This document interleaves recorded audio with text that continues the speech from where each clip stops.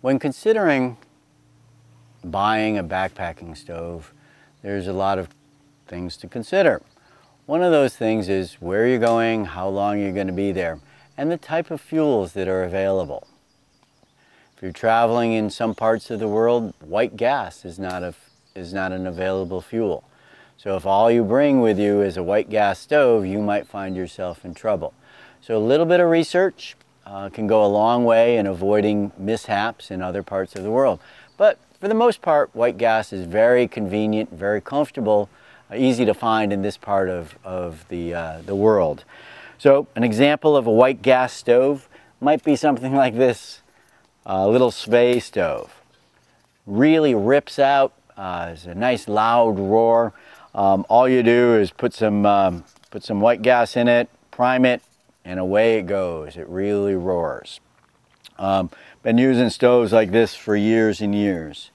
Another stove like this, you have to, and remember, price is going to be one thing, you know. Some stoves are very efficient, some stoves are expensive and not efficient, so do your research.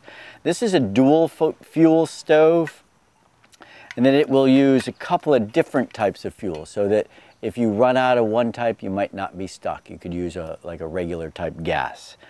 And for a stove like this, all you need to do is pump it up, create the pressure instead of priming it, and then light it and adjust the flame. So you have your fuel type stoves, okay, your liquid type fuels. Here's another one, smaller version of like a camp type stove. Now remember, weight is a factor. This is fairly heavy, all right? Because in addition to this, you're going to need your fuel bottles, which you're going to need to provide enough fuel to cook all of your food and boil your water for the entire duration of your trip. So the more efficient, the less fuel you're going to have to carry. And remember, liquids are heavy when backpacking. So stove like this is another multi-fuel stove put up by Coleman. Now, there are other types of fuels.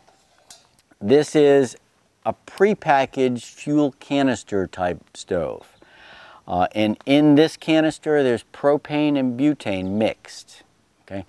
Propane is a bad choice for backpacking because it doesn't work real well when it's cold.